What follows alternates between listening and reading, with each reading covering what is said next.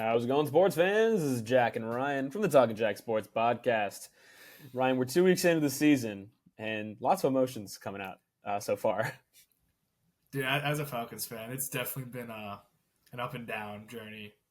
I would To be honest figure, with you, yeah, recording this just, maybe 12 hours I was gonna after say, what occurred on Monday Night Football.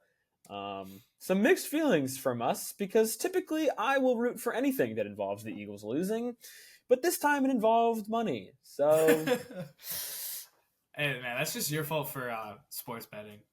that's true. I should never have trusted the Eagles defense. That's on me. Exactly. Dude, what Uh, really got me is that if Saquon caught that pass, would you because at think? that point, Saquon's attempts hit the over, and Kirk's passing yards was like 65 yards under. Yep. And if Saquon caught that ball, Kirk stays the under, the Eagles run the clock out. But no, then Kirk in seconds shreds the Eagles defense, hitting the over, and Jalen Hurts, before he throws a pick to end the game, just had to complete one pass for 7 yards to hit the second half passing yards over. And I can't do it anymore, man. Yeah, no, that's rough. But as a Falcons fan, I saw a lot that I liked, and I'm not gonna lie, a majority of it I'm still kind of on the fence about the Falcons. Like I think I was texting you in the game. I was like the Yeah, play we were talking calling. about I think feeling like at least for that first all the way through the game up until the last 2 minutes it. was very bland and mundane. It reminded me of the Arthur Smith offense, basically. Yeah, that Like was how much some can we pretty get Bijan the uninspired ball? play calling. But I mean, at a certain level, Bijan was rocking No, yesterday. Bijan He was played rolling, very well. But rocking I and do feel rolling. like you have to give him some more opportunities there, right? Yeah, If you run up the middle 40 times, by time 7, defense is going to I was try gonna and say they're gonna catch get on to on, that. And on a and fourth that and was one critical exactly. situation, if you bull rush up the middle, the Eagles are going to read that shit immediately. So That's what I was worried about. I'm like, I don't hate the idea of going it for in fourth and one, and I don't even hate the idea of running it on fourth and one. That makes like complete logical sense. But after you do it for the 40th time that game, it gets a little bit of a okay, like this isn't a tush push play. Like you can lose yards on this, mhm. which is the thing that I was very frustrated with. And then I think our front seven is still lacking quite a bit. They let The Jalen pass rush and the Hurts. run defense definitely are pretty hit or miss. I was gonna say I know just how our defense is set up. You were basically screwed when you have dual threat quarterbacks. Like Yeah. that's just how our defense is set up at the moment. But also like Hmm. the fact that there was only one sack that game, and there was times Hurts had like 10, almost it felt like eternity in the pocket. Like I can't even be mad that he was making plays because the corners and safeties can only cover for so long. Like Yeah, I know what you mean. at 7 seconds, he gets a 20-yard bomb. You're like, well, I don't know what to do there. But I will say, I said it to Ethan like right before this game, like right before Kirk got the ball, and I'm like, this was the thing that I was very worried about. We'd come into these close games, and I didn't know if Kirk was going to be able to deliver. Hmm. And I mean, maybe it was play calling, maybe it was Kirk clutching up, but at the moment, they proved me wrong. They shut up my doubts. Yes, definitely. So I'm feeling pretty good about the Falcons, especially since Kirk even played better. I'm not gonna say he played good, Kirk played much but better, he and one definitely thing that I played really did better. notice about him from game to game is his footwork seemed much more confident Yep. last night than it did in week 1, which is good because obviously you're working back from an Achilles injury just a couple months ago, relatively speaking. Yeah. And no quarterback is going to come back the exact same player, right? That just doesn't happen. You're going to have some reservations. You're going to have some hitches in your game. And it seemed like he was really, really looking towards getting his footwork back to where he's comfortable. And it seemed like he was a lot more comfortable is the word that I will Yeah, use. he definitely felt a lot more comfortable. I noticed that he actually had zip on the ball, which was a thing that I was worried about. Because I think the leg that he was on was his back leg, right? When he Yep. throws. So like mechanically speaking, you need that leg to be strong in order to get like a dart going. But he threw some nice darts. I'm not gonna say he like popped my eyes with anything spectacular. No Mahomes plays, just like Hmm. the ability to just get balls where they need to be, and that's honestly all Kirk really needs to do. He needs to get the open man the ball. Like Yeah, I You would say know, that that's a fair assessment. So our line's pretty good to do that. The other thing I was a little bit worried about, but he gets better, is the sense of pressure. He felt very trigger happy. mhm. And then there was also times where he was way too aware of throwing the ball versus not. Like, I mean, I don't know about you, but when we were watching it, there was one time where he threw that ball and it literally faked out the camera. Like the camera Oh, moved I with saw it, that. Yeah, and he yeah. still had the ball. Like That was a hell, good hell of a one. grip strength, but like I mean, cautious throwing. I can be hit or miss with those just because it's like it really goes either way. Yeah. But I at least think that being mindful about not throwing interception was smart. You know. Mhm. Yeah. I think that's fair to say. I think the Falcons definitely had a very inspiring performance in the second half.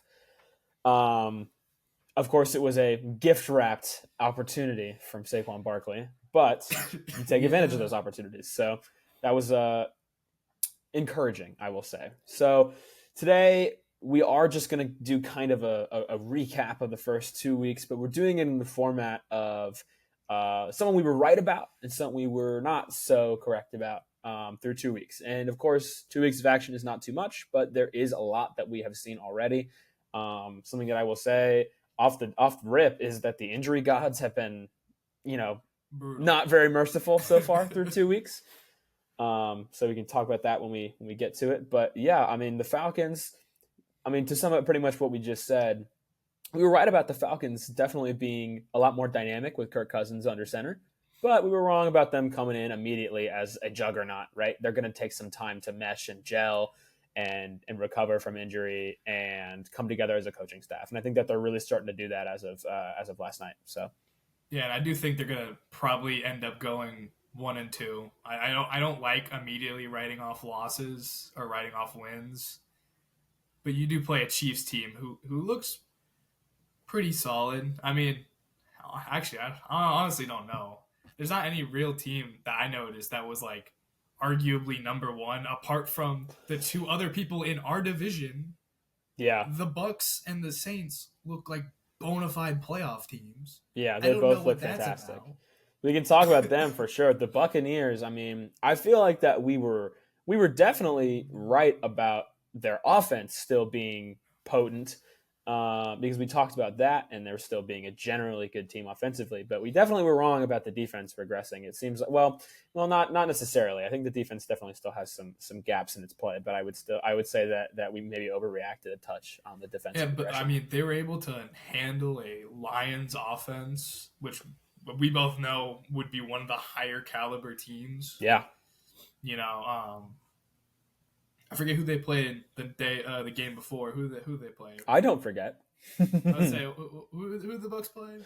They shredded the Commanders' secondary, if you could not Right remember. there you go. I will not forget about that. Yeah, I mean that's not very a high powered offense, but Yeah, not. I wouldn't put too much stock into beating the Commanders, but yeah, but I do put a fair bit of stock, definitely of note, that they beat the Lions. definitely, Also, yes, side absolutely. note, that offensive line looked a little iffy.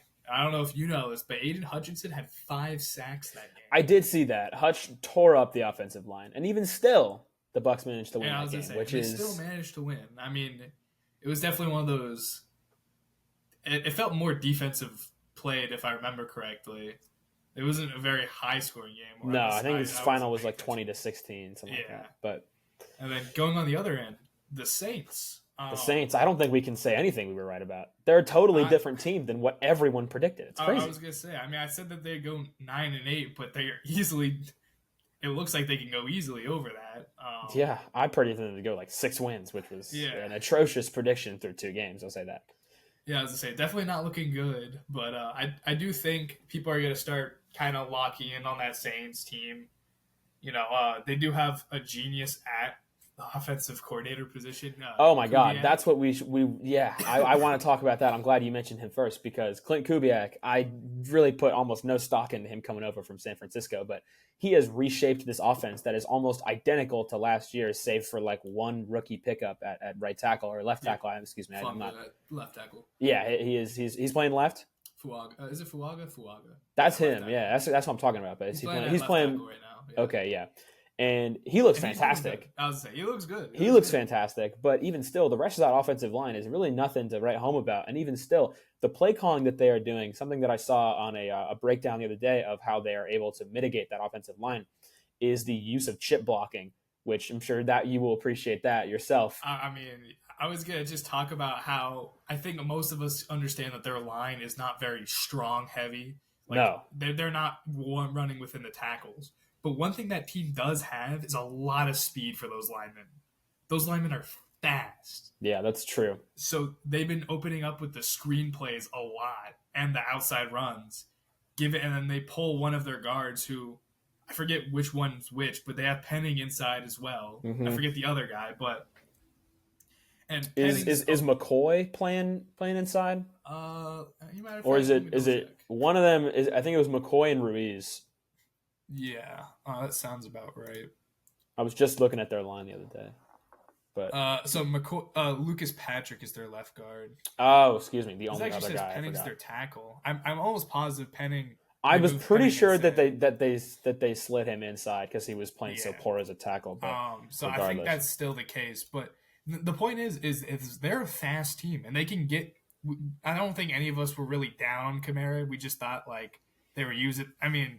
He's getting older. He's got more tread on his tires. He's become more of a receiving guy than a rusher. He just didn't seem very strong. But, I mean, they're able to get him heck of a 180 on that opinion. Screens, and then they actually air the ball deep when they need to. Like, they are really good at situational downs, which is something that they definitely lacked last year. Yes, that's the whole reason why they did not go to the end zone. But now in week 2, they've put up 91 points, I believe. Yeah, it's the last time insane. The Saints did that, they won the Super Bowl. So yeah, it bodes pretty well. It just blows my mind how Clint Kubiak has taken this offense that it looks almost a 1-for-1 from last year. Derek Carr, everyone was so down on him, right? They take Alvin Kamara, they're saying he's washed. This offensive line, it's terrible. And what have they done through 2 weeks? Dismantle the Panthers, which I don't even know if that really counts, but absolutely embarrass the Cowboys. But the Cowboys, whether you like it or not, had a top, I don't know, 3 defense last year? Close to it at the least, yeah. At least top 5. I mean, that is a hard defense to embarrass like that, yeah. Embarrass. And, I mean, you could say on the offensive side, like, Dallas didn't do anything, which who really cares? It's like, but, like, that defense, we know for a fact, is good. And yeah, I was underrating their defense pretty heavily as well. I was talking about a lot of the pieces being older. But older or not, they're playing very well. They're playing like a unit right now. And I was one of the biggest Dennis Allen haters. And I think I can stand with a lot of people on that. I predicted him to be the first coach fired. I predicted him to be a midseason can. But as it stands right now, this dude looks like he's buying himself multiple years of leeway, which is absolutely insane.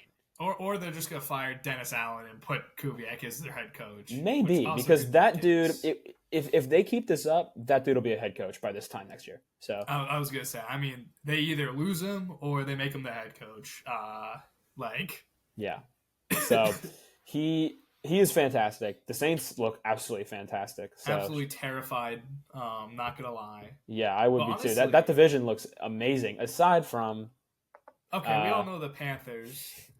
Yeah, here's what we were wrong about the Panthers. Them being any good at all, like capable of winning a football game. Because we both had them around the 5 to 6 win range, I feel. I had them at 3. Oh, excuse me. So you were more right than me, but still, it feels like they're going to cap out at like 2 wins. It's insane. They might get 2 or 1. They benched, Bryce Young, which they benched booster seat Bryce. I don't know how to feel about that because on one hand, I'm like, if you want to win games, then probably Big Red in the game is a better choice. That's what I would think. I would say if you are Dave Canales, who through 2 games has just gotten beat up, kicked to the floor, salt in the eyes, just a real bad look for you as a first-time head coach. And if I'm him, I'm looking at this quarterback that I did not draft. I came in here to fix him after fixing Baker Mayfield, after fixing Geno Smith in consecutive stops. And if I can't fix him, if I'm that guy, I'm saying this is my neck on the line. Put the red rifle in. I don't want to be the first coach to go 0-17. That cannot happen to me. I cannot do that because David Tepper, if he goes like 1-11, he probably gets fired before the season's over because that's just how David Tepper is. And now if I'm him, I'd be like, hell yeah, get me out of Carolina. You're still paying me 6 more years. But, I mean, that's my neck on the line, right? no, I mean, definitely in the coaching position they put him in a weird spot, and I think a lot of this is because of how hands-on Tepper is as a owner. But like, you can't just sit there and be like, win me games, but also don't develop my quarterback. But also like make sure that the guy who's our future guy is going to develop properly. And I don't think you can do both of them at the same time. I think if you want Bryce Young to develop, you leave him in, and you essentially have a losing record because let's be honest here, he's not going to get better if he's sitting on the bench. There's no like figurehead for him to model because whether you like it or not, Big Red isn't that high caliber guy. He will win you a game or two, but you won't. He's not that like mentor that you want your quarterback to go off of. I'd say that's fair. I just feel like that they are trying to get a baseline for how this offense can operate with a more experienced veteran. And if it is the same exact product, you can kind of put more stock into Bryce as a prospect rather than just if this offense is looking more potent, if it's looking like you're really able to move the ball on a whole other level, then you can look at Bryce and be like, cool, he's the catalyst for a lot of this stuff. He might not be the guy, and we can begin to cut our losses here, which is sad to say for a guy that was drafted number 1 just a year ago. But I mean, it's a what have you done for me lately world in the NFL, right? It's a business. Yeah, and I mean, I don't know about you, but I've always had very low stock in the Alabama quarterbacks. Oh yeah, you look. I just saw a graphic like this morning. I'm not a fan. It was like what? Let's look at recent Bama quarterbacks. It's like Mac Jones, backup. Bryce Young, terrible. Tua had potential, but is currently in concussion protocol. Prayers up. We haven't talked about that. We'll get to it. Yeah, we'll get to that. And there was another one who I'm blanking on right now. I mean, you can even go back and do like AJ McCarron. I think was another guy. that was Julio's QB. Yeah, there was another recent one that I'm blanking on. It wasn't Jalen Hurts because he's good, but I'll say he's okay. Hurts left Bama. That's why I don't count him. Yeah, he doesn't count because he developed at Oklahoma, who had whoever as their head coach, and we all know that he was really good at developing quarterbacks. But like, I think there's a problem with Bama. No offense, Georgia's kind of in that same line, but people see it a lot better. And then honestly, Clemson. For the past few years, those teams have had really high caliber offenses, and I feel like it makes the quarterback play look elite, but it's not actually there. Like it makes them look better, a lot better than they actually are. Because especially like on that Bama side, it's you want a guy who doesn't turn over the ball, so they're extremely accurate, and you really never have to play down as a Bama quarterback.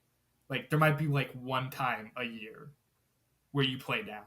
And most of the time, you still have a future NFL star at running back and 1 or 2 future NFL star receivers behind a heavy, probably all O-line, NFL-bound offensive line. So, like, people like, I'm not going to say Milroe because he's actually kind of an outlier at this moment when you look at Bama quarterbacks. But, like, you get a lot of just bolstered up roster, and they're just the head of it. Yeah, I'd say that's fair. It's tough to evaluate quarterbacks that come from systems like that where you're not asked to do a whole lot in general, unlike a guy like Jalen Milroe, who kind of the offense runs through him. Yeah. But I digress. Let's look at the NFC West, which at this point is one of my biggest misses right now. So we talked about this in the season preview. I was real high on the Rams to start the season. And I will say, I feel like I was right about the Rams being very competitive defensively without Aaron Donald still, and being very potent offensively with old Stafford and injured but healthy again, Cooper Kupp. But you can't win if you don't have a healthy roster. And through 2 games, Puka on IR, Kupp on IR. Literally like 3 or 4 offensive linemen on IR. You got Steve Avila, you got Joe Noteboom, you got Jonah Jackson, all on IR. I believe another tackle injured. Like their offensive line shredded through 2 games, just like paper. It's insane. But the defense still looked decent against the Lions. It looked like they were in spots available to make plays, and then they played the Cardinals. So I guess I was wrong entirely. Yeah, I mean, I will say that defense looks really good in some aspects, but one thing is we did mention, obviously Donald, greatest defensive tackle, is probably is gone, and I don't know about you, but I definitely saw that when David Montgomery just decided to go on an absolute rip and tear in that overtime, Yeah, game against they the were Lions. the young guys were really feeling it towards the end there. I feel like they were definitely making plays, Yeah, they're but making as they get plays, into an but overtime, they were feeling it. They they, were they bushed. It felt like I was just something we never experienced with Aaron Donald. That I would dude say looked like he was raring to go. Donald is one of those guys who's just like, we're playing another quarter of football. That's fine, you know. So you could definitely see it on the later stretch, but on that early stretch, I do agree with, like, they have enough rookie talent in that area to make it seem like there's just as good as a defense of that front seven. But yeah, no, honestly, I do think they.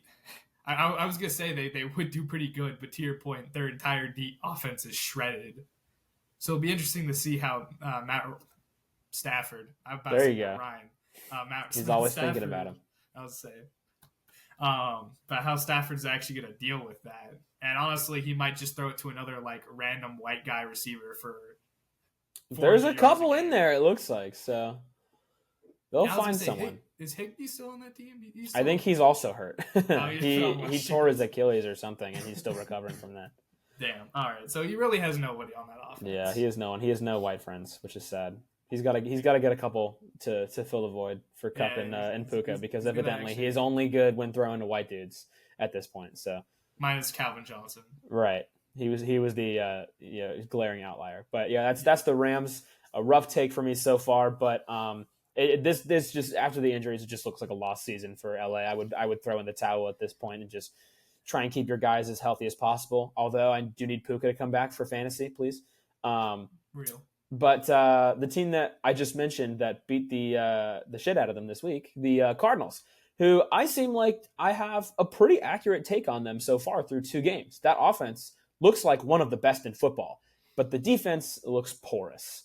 As we Yeah. saw against Buffalo, the Rams, of course, unable to do a whole lot given their injury woes at the time. They did bottle up the Rams offense. I'll give them that. But through 2 games, Marvin Harrison looks like the real deal. Week 1, he had a rough start, but they really looked for him this past week. 4 catches, 130, and 2 scores. Heck of a game for Marv. He looks like the real thing. Yeah. I mean, I don't know what you had. Did you have the Cardinals going like 9-8 or a little I higher? think I said 8-9. I think I said they Okay. barely miss out on a winning record. I mean, I even still saw them against the loss against the Bills, and I still think that was a damn good of a game. That's one of the best losses you'll ever see. I was gonna say, like, I would take that as a loss. Mm-hmm. But yeah, no. But to your point, I mean, Kyler Murray looks honestly just as good as he previously was. He I don't looks know like why he there's is no really buzz returning. around him, Yeah. but like the escapability of the pocket, whether because of his size or of his speed, like this dude knows how to get out of the pocket and Mm-hmm. make some big time plays when needed to. And to your point, Marv, I mean, that's just a stellar team. Yeah. I would say that I had a take earlier in the offseason that the Cardinals would end up as a playoff team. And I kind of abandoned that take after further looking at their defense, which I would think puts them in a lot of shootouts, and the Cardinals a more one-dimensional offense, which I would say involves just Kyler, James Conner, who's also been playing very well, shout out, and Marvin Harrison. And they're not going to win it. It's too many of those shootouts. So I said, let's cool it on them, but still gave them 8 wins. Looks like that original take isn't looking too bad through 2 games because, Yeah, like I said, they're not going to really put up a shootout's going to be tough for them against teams like Buffalo. Um, but against the Rams, they can really take advantage. So I would say really look out for the Cardinals. They're the definition of a trap game for every team that they're going to play this yeah. season. I was gonna say that team will play very well against the teams that kind of bank on their defense a lot more than their offense. Mm-hmm. They'll definitely be able to choke those games and like trap them up in that type of play style. Yeah. Or if the other team's just the point of the outgun, this is a team that's also sneakily loaded, very sneakily. I mean, like if you get him, Marv and Connor, some nice moving, to your point, trap game. To your point, trap game. Definitely. So, looking further into the division, Seattle at 2-0. I did not expect that from them. I had them going somewhere in the 6 to 7 win range, I believe. And it looks like they are also squarely a playoff contender, which, given the quality of the teams that they've played, I'm not putting too much stock in it. I would still think that they end up around where I had them projected, maybe a little better. But Gino looks pretty solid. Everything all around looks pretty solid. DK is still balling out. The defense has had some moments so far.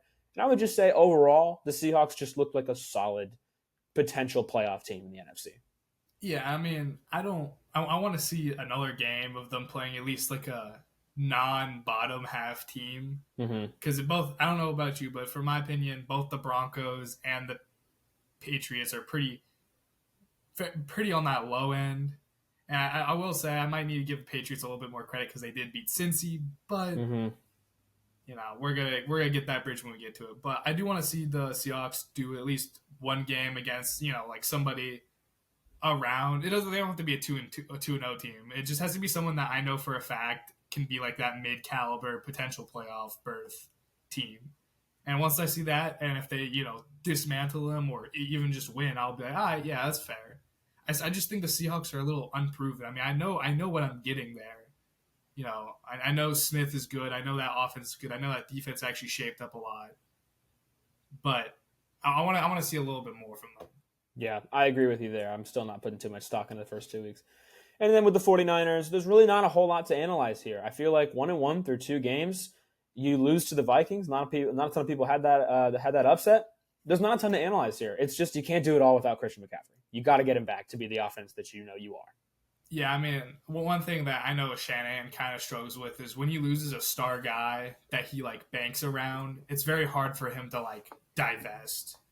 Like I feel like they really rely, like they're the team where it's like if every part is going, they're obviously steamrolling, but if just one little cog, is missing, like they kind of dip pretty fast. Mm-hmm. Just because Shanahan loves running his offenses through one guy or like because I mean, before CMC, it was Debo, and then Debo got hurt, and they immediately fell off in production. Like, and they're Yeah, trying to replace CMC with Debo now, and it's like you're not really getting the same feel because CMC is kind of a one of a kind player right now. yeah. I would say Jordan Mason's been doing a bang up job replacing him. He's looking like an all pro right now. He He's is playing looking out of really his mind. good, really But good. still, he's not the same pass catching threat that you get with Christian McCaffrey. And in general, I would say Brandon Ayuk is definitely not living up to the contract that he just signed. He's not playing very well through 2 games, which is kind of what I expected out of him. I'm not gonna lie, I've never been the biggest Brandon Ayuk guy, but I digress. That defense definitely looks like it's got a couple holes. It looks like it needs to improve, and I think that we will see some improvement as we go down the back half of the season. You just got to get Christian back healthy. You got to get things in a mojo. But overall, I think we were mostly right about. Well, I think I was actually more right than you about this team, which is that they're still a very good team. Perhaps I should have had them winning the division still, but they definitely have some holes and have regressed a touch from last year. Yeah, I mean, I do also think a lot of that's just because shit they lose coaches literally like every day. The coaching turnover is tough. Guys Uh, working with a new staff every year because teams keep poaching them is probably not great for the overall. So yeah, but they still somehow manage to get in the playoffs every year, so yeah. somehow So working. let's talk about the NFC North. I want to talk about the Bears first because I feel like they're a team that pretty much everyone through 2 games has been wrong about. Totally, totally wrong about. I would flip the script on the Bears on its head through 2 games. You're 1-1 because of your defense. The Bears' defense looks like one of the best in football right now. It is going out of this world. That secondary looks fantastic with Eddie Johnson and Jaquan Brisker. Yep. And the pass rush looks improved. Montez Sweat looks like an even better player than last year. You've got some more rotational pieces that have been doing a bang-up job. And then on the other side, on the offense, star-studded group of players, right? You brought in DeAndre Swift. You brought in Keenan Allen and Rome Odunze. DJ Moore gets another year. And then, obviously, the Caleb Williams situation. But the offense looks, insanely underperformed through 2 games. And that's not something that we expected. We expected this to go totally the opposite way, I would say, at least. So that's where we were right and wrong about the Bears. I Mostly mean, wrong. I had them going 6-11, so I guess wins wise, I kind of didn't expect much, but I do expect that offense to have been a higher caliber than it actually was, and the defense being more of a liability, if I remember correctly.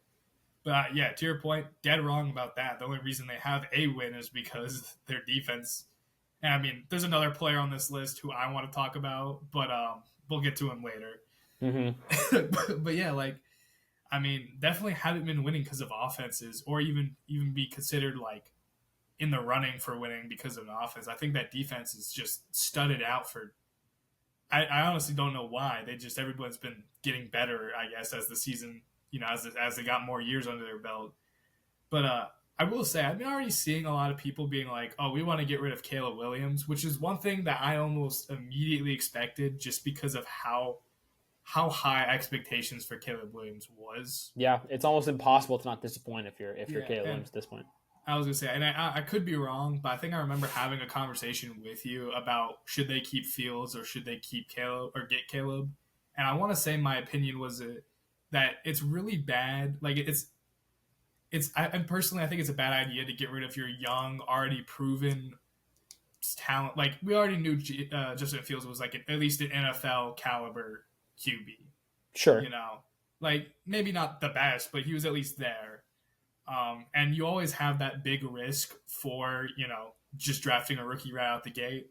But I do think I said, but Caleb Williams could easily be an exception to that. Like if you get Caleb and he's a bust, that's who can really blame you? And I still think they're kind of in that boat. Like you got one of the people who were probably revered as one of the best prospects since I don't know, like a Trevor Lawrence, or even if you want to go back, like a Peyton Manning. Someone who was like a bona fide first overall pick since 2 years before they were getting drafted. Like, Mm-hmm. and I just think Caleb not only has been struggling with just the adjustment, because you can still see he still has some escapability for that pocket.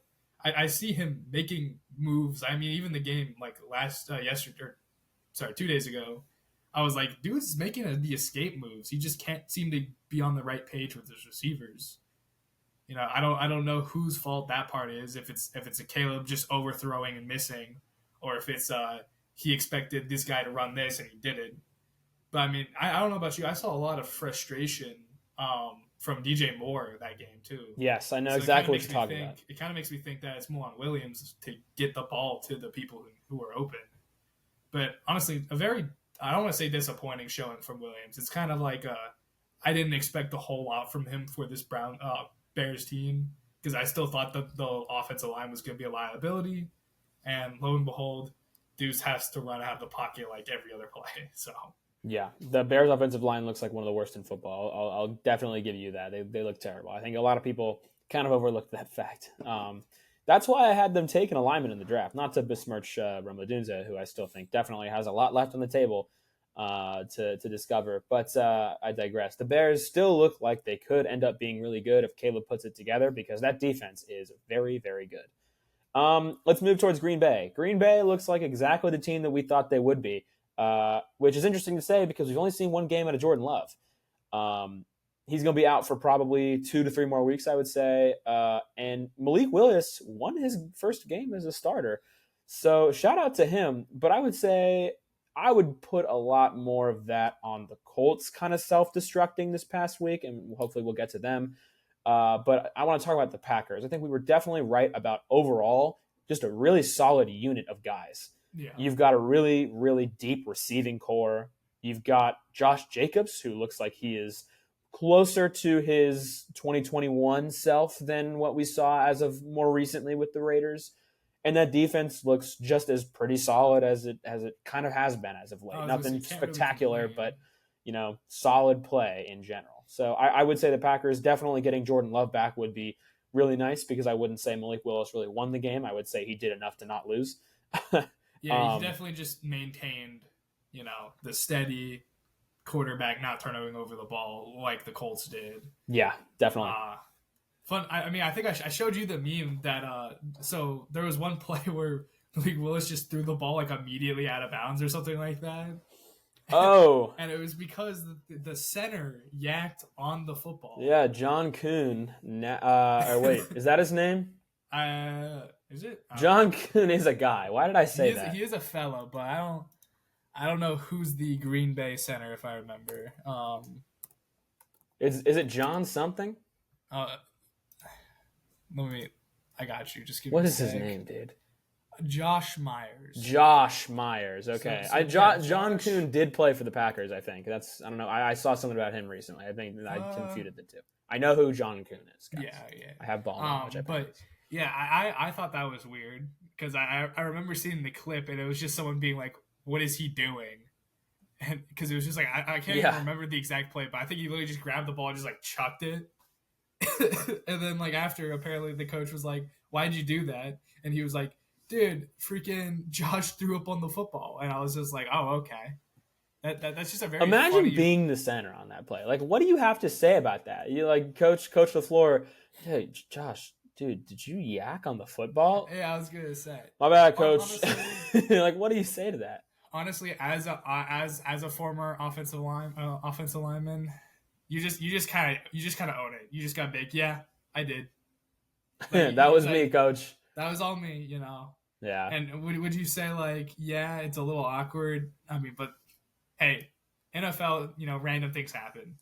I think I remember there was a play where we were playing in the offense, and like the other guard like yacked, and we just made fun of him. So Yeah. that's all. Like that's all you can really do. Lineman things. I was gonna say definitely some lineman shenanigans going on, but Yeah. So the Packers, about who we thought they would be, but we got to see Jordan Love get back on the field. yeah, and I can't wait to see him come back Yeah. for fantasy So purposes too. facts. You need him back. I need him back now. But another 1-1 team in the division, the Lions. They are a really interesting case because I almost want to just consider the Tampa Bay game kind of a fluke because Kinda we like a saw trap what they game, yeah. were during the Rams game in the opener. And they didn't really play that well during the Rams game in general, and they still won, which is typically the mark of a really good team. But here's what I think that we were wrong about. I really overestimated the improvements to the secondary. I really thought that that was going to be just kind of like a quick instant fix, right? You spend your top 2 picks on corners, and you get, I believe it was Jamel Dean from the Buccaneers, actually, ironically, this offseason. And I just said, well, that'll do it. That'll fix the secondary, and it really hasn't. A lot of the secondary is still getting picked apart. But the pass rush is looking really solid. As we talked about, Aiden Hutchinson looks like the early favorite for Defensive Player of the Year. And then that offense is exactly what we thought it was. Even better than what I thought it was because I put almost no stock into Jameson Williams, and he looks like the de facto number 2 option in that offense. And of course, the running backs are still rolling. The offensive line is still really, really solid. Here's what we didn't expect, though. I would call this an anomaly this past game because I would put most of the blame on the loss on Jared Goff. He played very poorly throughout that entire game, and it surprised me. He got the ball to his receivers, but in big plays, he just didn't make great decisions. Yeah, I mean, the always a live tale I like to say is whenever a quarterback just all of a sudden does bad, it's because they have a kid on the way. I'm just calling the shot right there. I remember there was a game where like Matt Ryan did kind of poor, but then like a week later he was announcing that he had like one of his kids on the way, and I'm like, That's why. that's why. Like it's because his wife like right before the game was just like, yo, you're gonna be a dad, and then all of a sudden he played poorly. So hopefully clip this part when they later find out Jared Goff's about to have a kid. Yeah, facts. Clip this if he announces that there's a kid. That's crazy. Yeah. If you pull that elite pull, I'll write off that for the rest of my life. Yeah. But no, I honestly don't know what happened in that game with Goff, but obviously, like we said, he played poorly, and I think that's all you can really chalk this up to is just some bad quarterback play. I wouldn't look too much into it. I still think and Tampa Bay is a very good team. So we know Tampa was at least decent on the offense. Obviously, the defense somehow improved, or at least stayed sturdy or something like that. But yeah, I think definitely I wouldn't if I was a Lions fan, I wouldn't be like losing my mind over this. It's a tough loss to take as a Lions fan for sure because you're just now finally experiencing like real success and consider your team a real contender. And this is a tough loss that kind of takes you back to here we go again, Lions, right? I'm sure friend of the show, Connor Joyce. If you catch this latest episode, hi Connor, will probably agree with that one. He said that he was writhing in pain or something of the sort. So I feel for you there, but I wouldn't put too much stock in the loss. I would say that that's more of an anomaly. The Lions had a couple games like that last year where Jared Goff just kind of forgets how to throw a football, which is one of the big knocks on his game. Yeah, But like there's just the random game. Like it's just like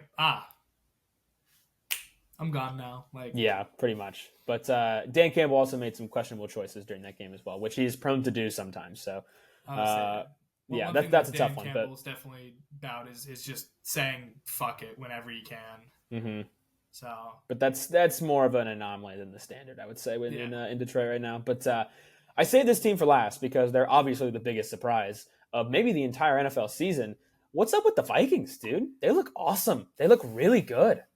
I thought we'd be talking about Sam Darnold being in the being in like the worst quarterback in the league Like the race. XFL Yeah, allegations, right? like we're like, Can't wait all to see him right, lead the San Antonio Brahmas next season. exactly. Like he's for the WMVP worst valuable player. Like Yeah. you know, I thought he was gonna be in there, but he's playing really well, and I don't know why.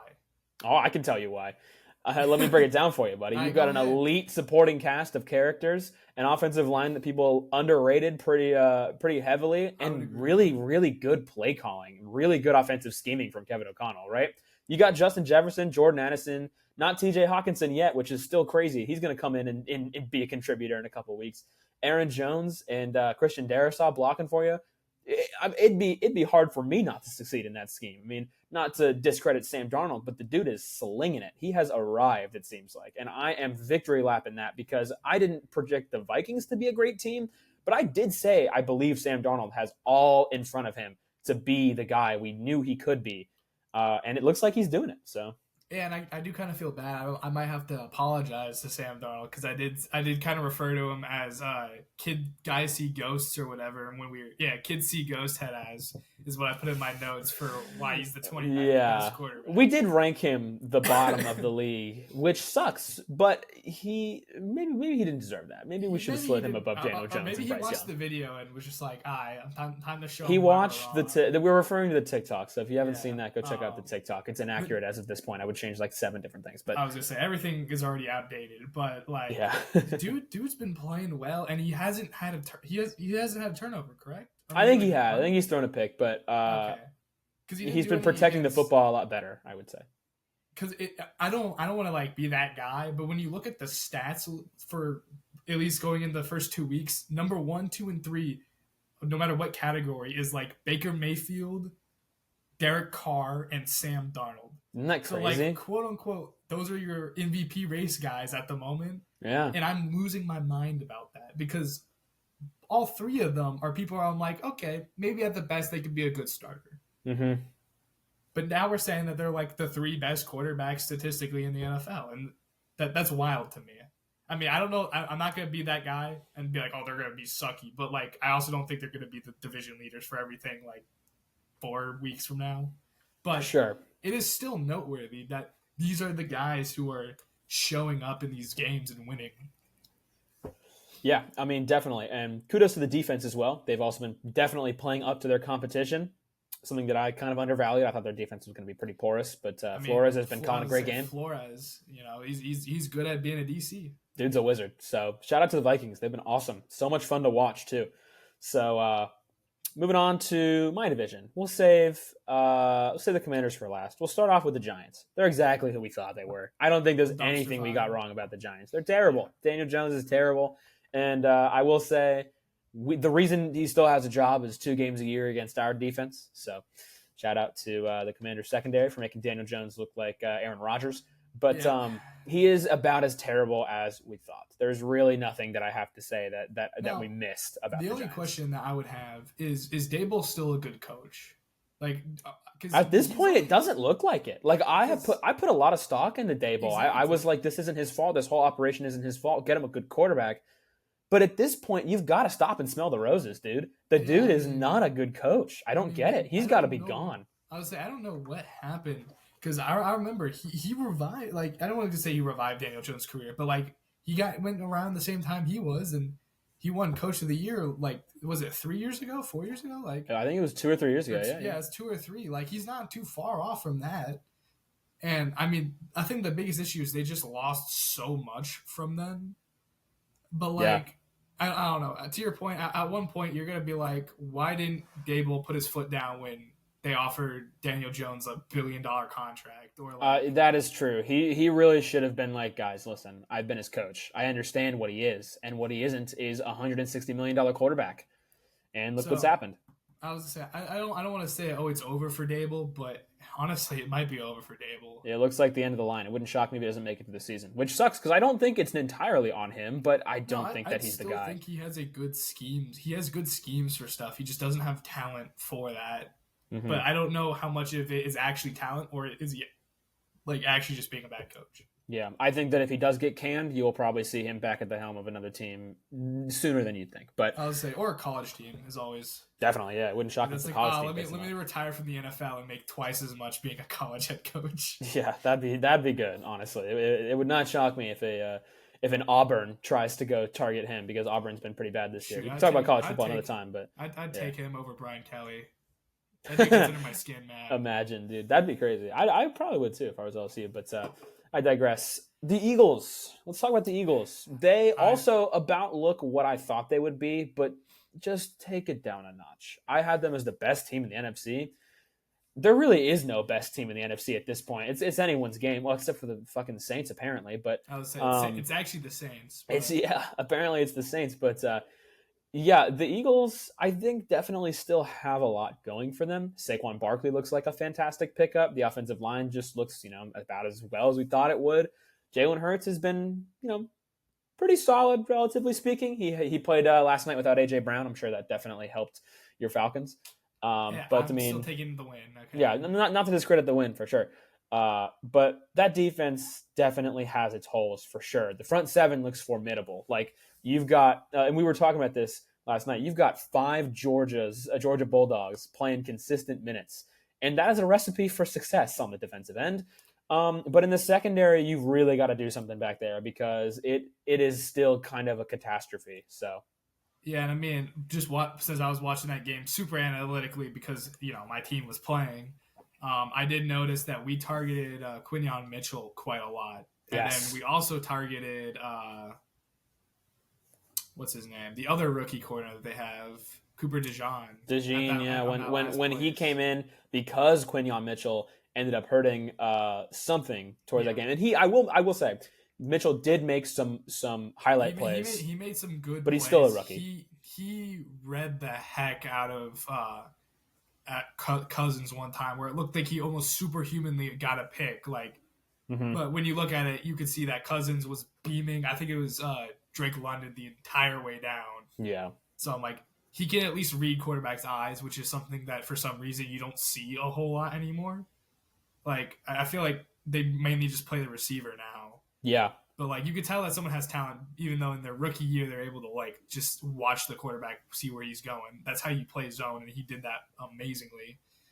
To your point, that front seven formidable, but I wouldn't really say formidable on the pass rush. Kirk Cousins only got sacked like once that game, maybe twice. I would say that they are better at getting pressure, but they've got They're to very good finish. at They've getting got to finish pressure drives because because you've got younger guys that are still developing, like Jalen Carter, Jordan yeah, Davis, N'Kobe Dean uh, N'Kobe Dean is not the guy that I'm thinking of. There's another Nolan Smith. There we Smith. go. There you go. All the Georgia Bulldogs just kind of run together at this point. There's so many of Yep. them. But that's what's tough. You've got to finish out drives. There's so much star-studded talent on that front seven, but Yeah, I you've mean, got to be able to finish a play. they were able to shut down Bijan like after the first half. Basically, I mean that's Mm-hmm. Bijan's most of his yards came from the first half, and there was only one or two plays where he got like a 10 or 12 yard gain, and I'd say that's more just because of how elusive he is as a running back. Yes, definitely. Dude's definitely going places. Hopefully, he stays Falcon for his entire career, but Mm-hmm. wait until we see there. But yeah, I thought they played really well. The tush push, they fixed the kinks between the center and quarterback. Yeah, I they mean, just needed to get some of the rust off from it for a game from and Jurgens. one thing at least I noticed a lot was they were really comfortable and were almost go ahead with Hurts just running the ball when he felt like it. I mean, he Yeah, torched our. He would just run outside because we cover their corners, cover QB contained him, but then we leave the middle wide open. He would take it every time. So I think that's also because a little bit he was dealing with injuries almost the entire season last year, like some random shoulder or whatever. But he's healthy now, so big run game from him. Honestly, Yeah, Hurts he played very did better solidly on the than ground. Barkley with the running. Yeah, definitely. In some aspects, I would say that Hurts outplayed his running back. So Yeah, and then the last thing I'd say is just some bad down the stretch play calling. I definitely don't some like the questionable play calling down the stretch. I agree with that. That's got yeah to get cleaned up. I don't Can't have like that. the screen on a crucial 4th and 3 play or whatever it was. The Saquon drop. Yeah, the Saquon drop. I'll be honest with you. I actually didn't hate that play call. Looking at it, the entire Falcons defense was like hovering the box, and you saw as the snap was drawing close, they all started kind of hover in towards the box. I thought it was a very solid play call. Saquon I makes think the catch, and that's an easy first down. I agree with the play call, honestly. yeah. I mean, it's one of those weird spots, and maybe I did kind of just hate on it a lot because it failed. But I should think about it like another way, where it's like, well, you're not going to run it up the middle of Saquon. I probably would have liked it more of a pitch than instead of like a screen, just because you have that line, you can do that. But I mean, getting Saquon in open field is getting Saquon in open field. You could honestly have done it either way. Mm-hmm. I do think they kept running this receiver screen that didn't work, which was the one thing that I was confused on. Like they ran the same receiver screen to like their rookie receiver, and I was like, "Yo, they've locked it up like 3 times." I remember what you're talking about. Yeah. So I think that was always weird, but I don't know. I think some of the play calling down the stretch for both sides was a little wonky, but I wouldn't chop this up as being like Eagles season's over by any means. I think that was just a good teams playing each other, and instead of it being a shootout, how like most of us expected, it was very defensive oriented. Yeah, for sure. So that's the Eagles, and then I don't actually have that much to say about Washington. I kind of figured that they're right where they are now is kind of exactly how I expected them to end up.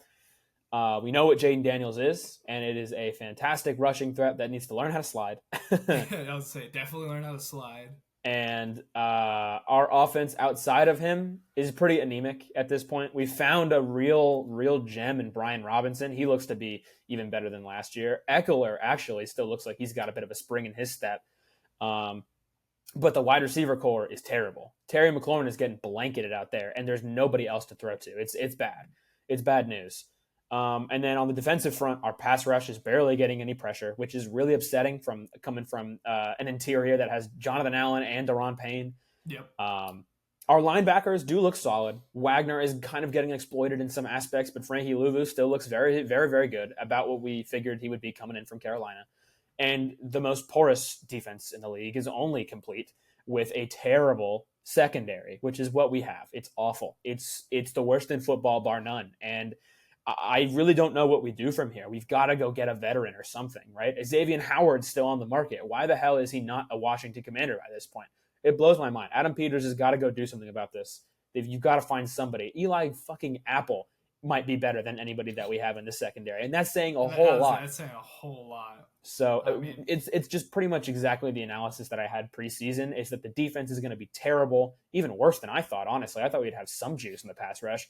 And then Jaden Daniels will carry this offense to some wins. But at this point, it looks like we're only capable of beating the worst of the worst. Yeah, and against Cincinnati this week, that's not the worst of the worst, despite their record. So, yeah, and I was gonna say with the Commanders as well. I think y'all are using Daniels one way, but he is very good a passer as well. So you need to get some guys so he can get the ball out. Yeah.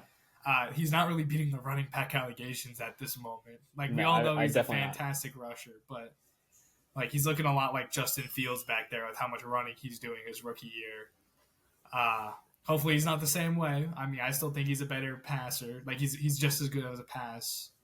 But yeah, I don't know, y'all. To your point, there's still a lot of free agents. I think Hunter Renfrow is still a free agent on the receiving part. I think so. Actually, that's a good point. We should have brought him in by this point. Like you need some receivers, and if they're veterans, 1 years, who cares? Like yeah, the offense is just completely one dimensional without anybody alongside Terry, because he definitely is still capable of big plays. He's gotten open a couple of times. Daniels just needs to hit the throw. But one thing that I will say, is something that I did not anticipate, is that our red zone offense is the worst in football also. If you watch the Giants game this past week, you noticed that we won the game on 7 field goals. We did not score a touchdown. We took 4 or 5 trips to the red zone. And during that, that stay inside the 20-yard line, we had 5 false starts. That comes down to coaching, man. That at the end of the day comes down to coaching. That's terrible. The offensive line, 5 false starts. The announcers were talking about this. We get the same pair of announcers for every game. Love them or hate them, that's who we got. And they would not stop talking about this. And for once, I couldn't agree more. It is a fixable problem that occurred throughout the duration of the game and should have cost us the game in a situation where the Giants didn't even have a kicker. Graham Gano got injured on the opening play. They couldn't even kick extra points. They tried to, and it sailed to like the opposite sideline. I was going to say, it did not go anywhere. So when you're in a situation like that and you're barely squeaking by with 7 field goals, you need to emphasize that. That is something that cannot be ignored. And I would say is largely not the fault of Jaden Daniels. But when you're in the red zone and you get a 10-yard penalty, there's not much you can do at 1st and 15. Like every time, 1st and 20, every time. It's becoming a pattern. And these coaching errors through 2 games, this is what I was worried about with Dan Quinn. So he's got to figure something out. Cliff Kingsbury's got to call a more inspiring game, in my opinion. There's been some highs, but there's also been some lows.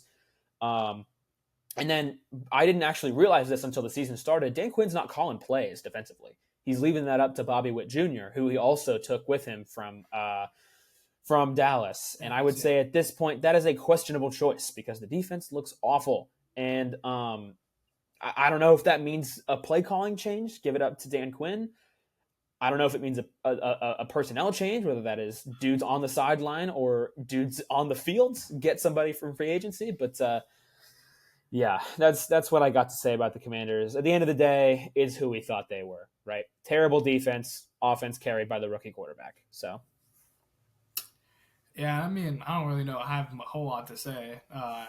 I guess briefly go about the Cowboys since you talked about Dan Quinn, and we already kind of talked about them. But keep it very simple. I kind of forgot to talk about the Cowboys. I was keep it very simple. I think the offense is fine.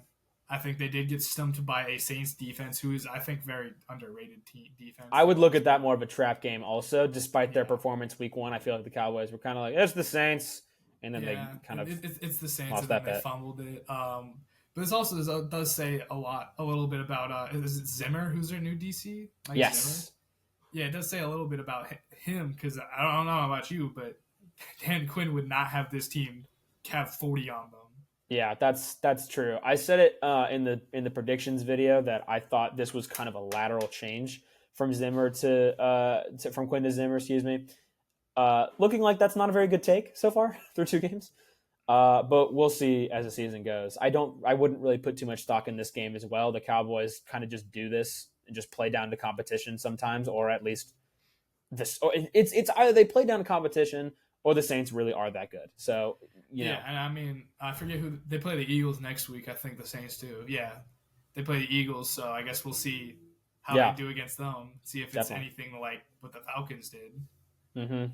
So we'll see how that goes. But the Cowboys are who we thought they were, right? Playoff contender. They'll get back in rhythm. So didn't think the NFC would take us this long. So we'll go through the AFC and just see where it takes us. Just kind of ram it out. I don't got a whole lot to say about a lot of these teams. Yeah, we'll start in the NFC or the AFC South, I guess, since that's where we began the other conference. But it's also, I feel like, about where we thought it would be. There's the Jags and the Colts are 2 teams that are the most variable. The Texans look fantastic, obviously. They look great. They're exactly who we thought they were. I honestly have no takes about them. I don't think we were wrong about anything. The Stephon Diggs takes looks really good. He contributes a little bit, but is, overall taking a backseat to Nico Collins, I would say. That's like the most controversial take we had about him. Yeah, which is what if they wanted to win games, you would do. But to your point, Texans would be like just that. Colts, I mean, I think they played really well against the Texans, but then they go out and kind of choke it against whoever they were playing. I'm kind of blanking. Packers, there we go. Yeah. The Malik Willis Packers. I mean, I think Richardson threw 2 interceptions, but he also threw 2 touchdowns. So it's like, I'm fine seeing that. I think that's just some growing pains. Just kind of with some week 2. Meh. I Yeah, wouldn't look too I much would into it say yet.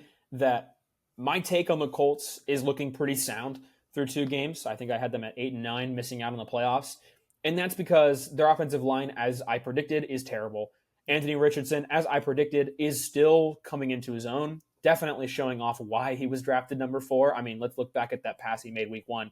Everyone was glazing it, and for good reason. That pass under pressure, rolling out to his left, dude is like on him already. He is basically like snap your fingers and that dude is buried in the turf. Yeah. And he somehow flicks up like it's nothing, like a 60-yard bomb to Alec Pierce. That is genuinely one of the best throws I've ever seen.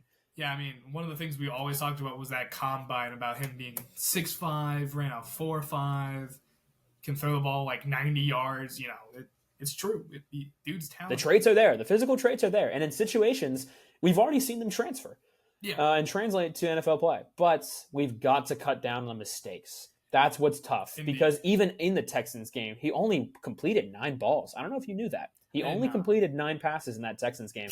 And I don't think you had the right numbers for this past week. He threw 3 picks. Oh, 3 picks. It was 2 touchdowns, 3 picks. I don't even know if he threw touchdowns. I don't think he. I thought he threw touchdowns, but maybe I'm. They only scored 10 points, so he okay. at the very best he only 2. threw a touchdown. Maybe I was thinking about the first game. He might have ran for 1.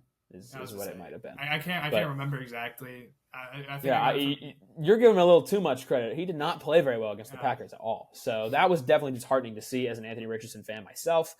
But the Colts take is looking about as good as I thought it would through 2 games, which is 0-2, playing hard against really good teams, but kind of playing down to competition against a Malik Willis Packers team. So that's the Colts. The Jags are not as good as I thought they would be. And my worst fears for Trevor Lawrence at this point have been realized. The dude is just melting. It's so sad to see. Like, he is making good plays. Like, the brightest spot on that offense right now is your dog, Brian Thomas. He looks great. He looks like he's added a whole new dimension to the passing attack. He looks fantastic. And, I mean, just looking at the box scores for that game, I feel like they're one of those teams where 0-2 doesn't do them entirely justice. But at the same time, like... You just lost to the Deshaun Watson Browns this week. Yeah. Like that's... And who did they lose to week 1? A very winnable matchup also. They lost to the Dolphins. That's right. And also, they had the lead at halftime and they choked it away. Just a classic Jaguars move as of late. Trevor Lawrence just doesn't look like he's a very clutch quarterback at all, which is crazy to say. Like 2 years removed from that playoff game against the Colts, the Chargers, where he came back down 4 touchdowns in the second half. Like that game right there, I look at that and go, where the hell is that? It's insane how he's been able to just cruise off of that game, and people don't really realize that he, outside of that, has been terrible in the clutch. I mean, it's making me really sad because Trevor Lawrence was one of the guys that I literally watched for all 4 years of his career. I watched him as a freshman. I'm pretty sure he played his freshman year at Clemson. Yeah, he started as a true freshman. Yep. I would say he started as a true freshman, and for 4 years, I watched this dude be a Clemson Tiger. And damn, it makes me sad to see a guy that you like, you've been watching since college, and he is performing like that. Like that's disheartening to see. Yeah, that's the same kind of stuff that I would say about Justin Fields, which I've said that before about Justin Fields, so I know how you feel. Same draft class, by the way. Shout out. I was saying, shout out that draft class, man. Yeah, which is also, it's not looking very good. But anyways, that's been the Jags. The defense has been a little disheartening, but overall, it's held up pretty decently, especially against that Dolphins offense week 1. We all kind of thought that the Dolphins would go nuclear week 1, which is kind of what they always do. They always start out the season really well offensively, but despite the win, they didn't really do a whole lot during that game. They held them in check. The Jags defense did. So that was good to see, but the offense just looks so anemic. Like Christian Kirk, so far through 2 games, has like 2 catches for like 10 yards. It's terrible. Like, he is invisible out there. So maybe this is just a 2-game slump for Trevor, for Kirk, for the offense. Not for Brian Thomas. He's been great. But I need to see something this week to convince me that Trevor is still that guy. Yeah, definitely need to see something. Just give me something at this point. Just give me like a 50-yard touchdown. I'll Yeah. shut up. But moving on to the Titans, who once again lost a game 24-17. Yeah, true. Back I to kind of back. forgot it. I didn't really realize that. I don't know about you. Will Levis might be the worst quarterback I have ever seen. He is really fighting for Bryce Young of who is worse. Yeah, the Bryce Young, who's the worst quarterback in the league award. I think Will Levis looks terrible. I mean, the pick that he had against, I mean, he threw a pick in the Jets game, and I can't remember exactly how that one was. But I know what you're talking about. I'm willing to bet on what it was. And then the Bears game was a complete meltdown from the guy. But on the positive, it did give us the creation of the best meme template this year so far. And also, side note, that pisses me off too. You throw a pick and the dude's getting it to the house. And that's how you react to that. Instead of hawking the dude down, you just sit there and you go, yeah, how stupid are you? That was Ryan awful. Tannehill, when he throws picks, he actually ran and tackled the guy. There's clips of him doing it. And you sitting there right now after you throw the worst pick I've ever seen. I watched that game. I watched that pick as it happened. Return to the house. You are the closest guy. It was one of the worst decisions I've ever seen. Like, the decision making from him has been the worst in the league this year. I would say, like, you look at guys like Bryce Young, who just in general are getting kind of shredded out there, making some poor choices. Dude, it's nothing compared to like what is going on inside Will Levis's brain. Bryce Young, I can at least give credit that he's just trying something. You know, like I can just be like, okay, they're playing down. They just need to do something. Didn't work out. Whatever. Will Levis is trying to throw the ball. So I can't even, dude. The picture of him against the Jets this past week, where he is like horizontal with the ground. Yeah, oh my God. The choices that he makes blow my mind. Said that was stupid. I was going to bring that up in the press, which is something you never do. He goes, yeah, that was dumb. He cost us 3 points. He's a grown man. He knows no better. He knows better to do that. Callahan might bench this dude real quick, man. Yeah, it would not shock me. I don't even know who the hell they have back there after trading Willis. Right? I'd say, is Tannehill still on the bench? He's not with the team anymore, but if I'm the Titans, I might give him a ring. Like, not one of these, but one of these. Dude, come back. I was going to say, please, like... That was atrocious, and I don't think it's gonna get any better. I don't see it getting better either, which sucks because I didn't think the team. I didn't predict them to be good, but I didn't think they'd be this bad. Right? They were so aggressive during the offseason. They got a guy like Calvin Ridley. They got corners and defensive backs. They got Jamal Adams, Quandre Diggs, L'Jarius Sneed. Right? They made additions this offseason, and the defense in general looks pretty solid. It looks really solid. Points is not like anything crazy. It looks like one of the better. It looks like definitely like squarely in the top half of the league at the worst, and yet this offense is just awful. And I wouldn't even put that too much on guys like the running back room looks pretty decent. In the opportunities that Tyjae Spears has gotten, he looks okay. I think he got hurt this past game though. So, and then Tony Pollard, he looks better than I thought he would. Right? I think it's honestly just Will Levis. Yeah, it's the quarterback play at the end of the day. He's been awful. So did not expect that. That's what we were wrong about there. Because I said Will Levis is poised for the breakout. He's got all the tools. And it looks like he is blind to all those tools at this point. He's not really using them. I was going to say, he'd rather throw the ball to the defense. Yeah, seriously. So speaking about that, you want to talk about the NFC or the AFC West? With the Let's. Bo Nix, who currently has come into the league with a fetish for throwing the ball to the other team. He does not look very good. He does not. I'm not going to say it's over for him and they should just scrap him immediately because I just think that's just morally wrong. Mm-hmm. But Stidham sitting there patiently is all I'm going to say there. Oh, yeah. I would say the same thing. If Bryce Young is getting benched, and I know it's been a year for him, but and also at the same time, you look at Bo Nix, and half the reason you're starting him is because he spent a decade in college, and he's already 30 years old or whatever. Not really. In theory, he should be ready to go. He shouldn't need to sit behind a guy. But who's going to give you opportunities to win games? It's Stidham at this point.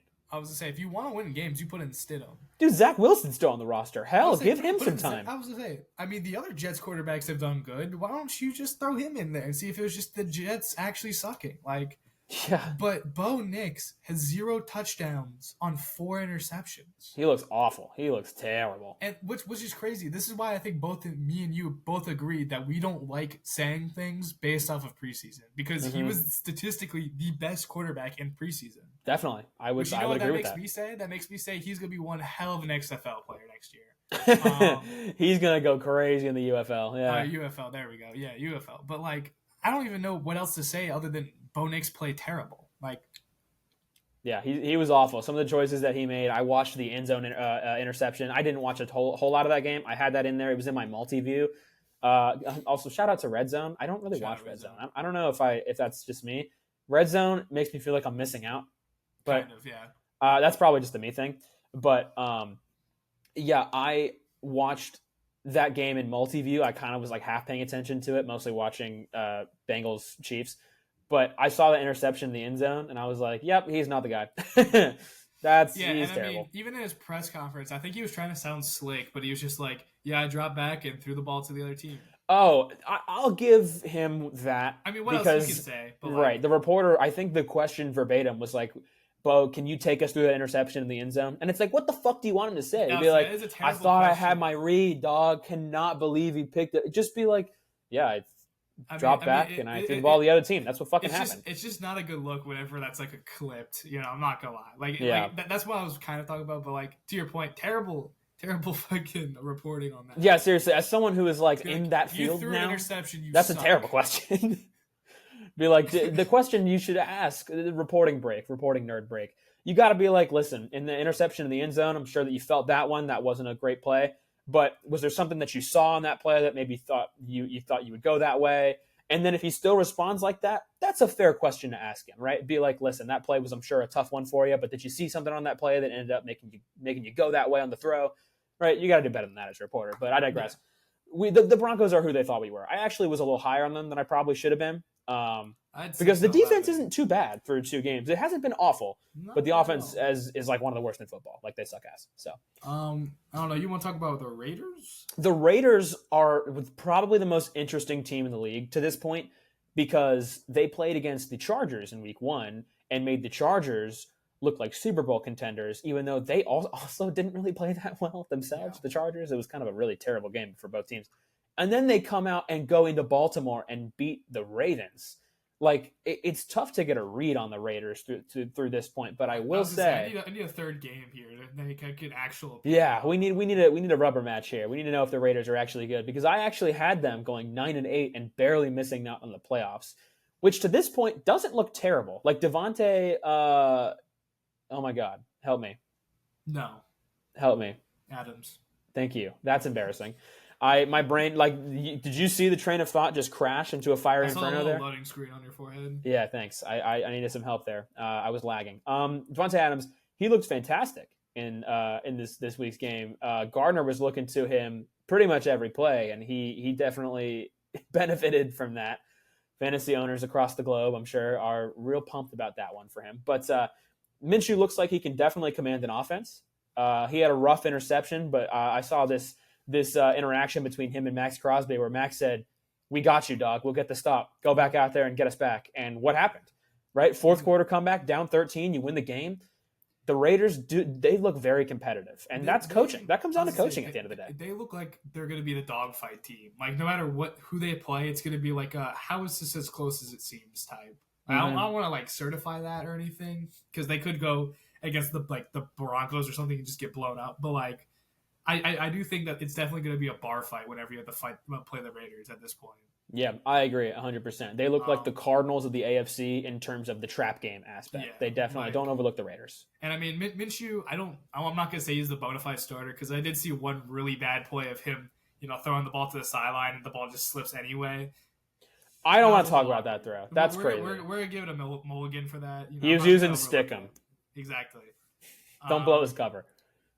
But moving on to the Chargers, who I like for one and one reason only. They brought back 8 men on the field in the front. They had 8 down linemen, baby.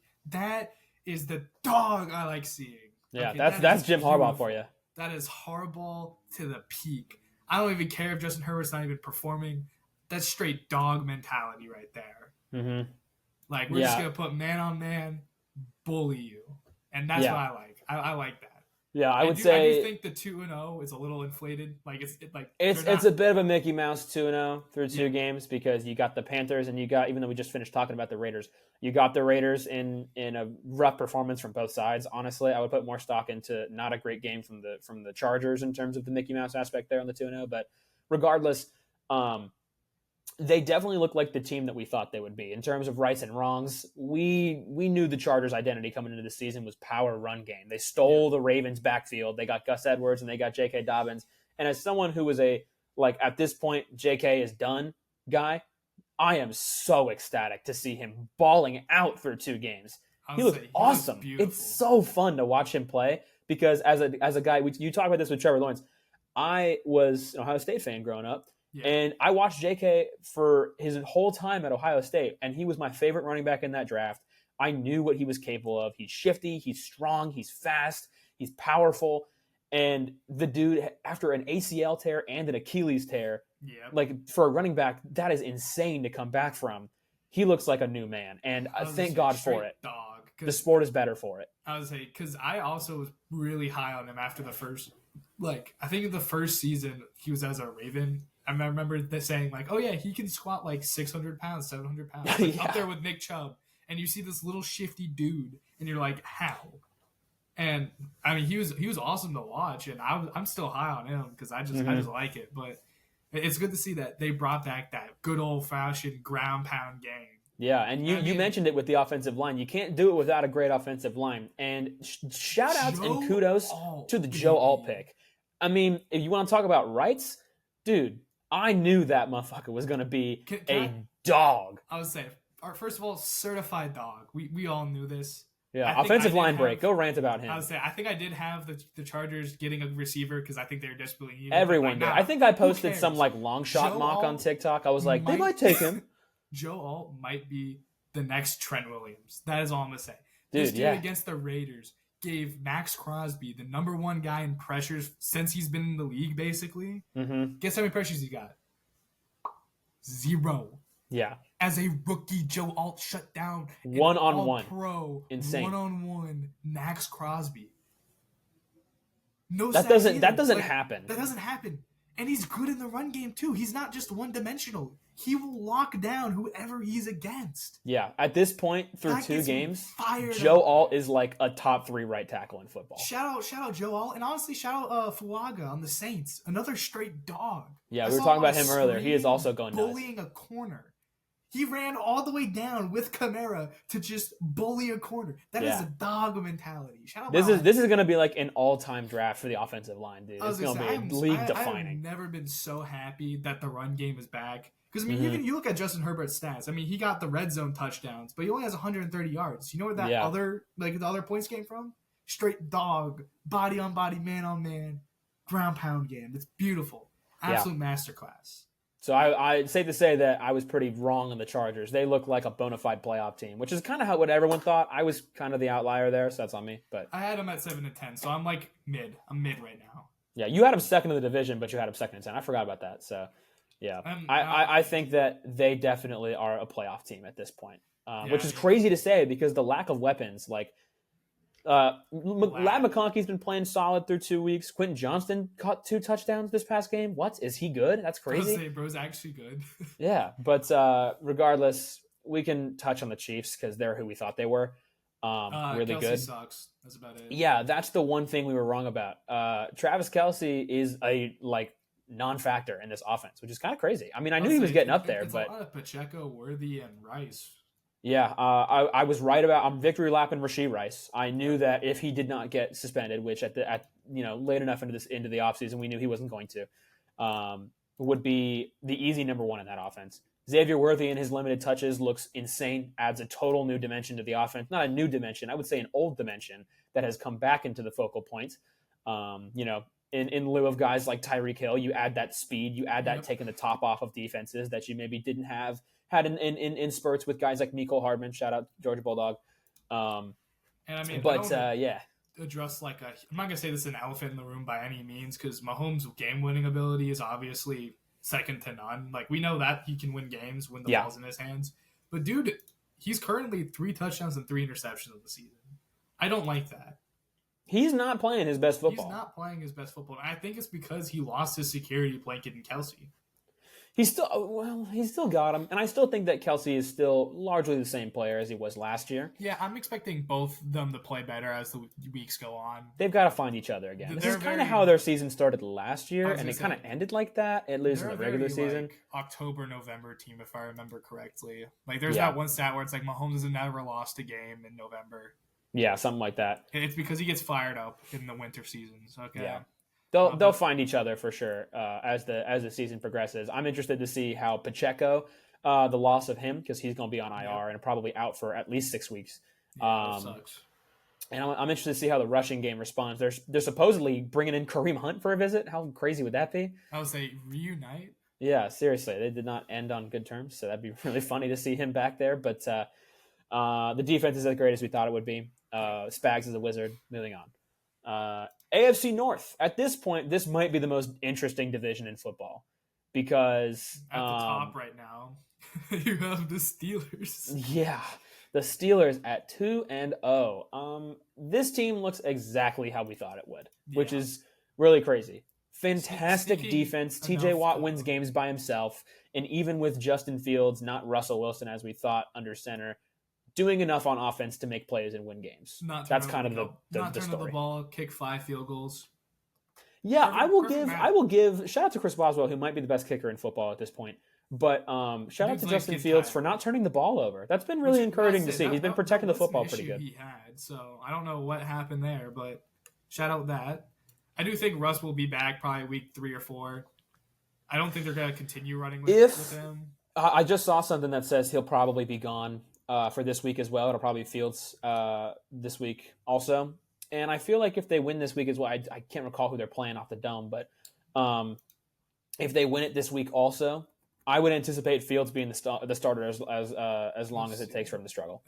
They play the Chargers. Good game. Sounds like it'll be a good game. That's gonna be like that game. That's gonna be like 300 rushing yards. But Yeah, that's real smash mouth football right there.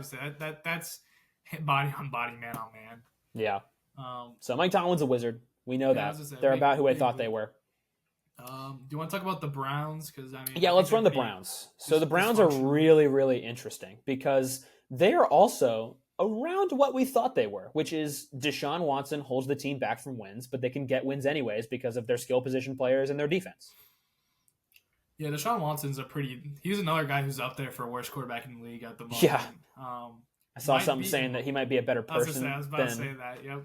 than a football player. So And honestly, it's a little bit hard now. It's hard to figure out.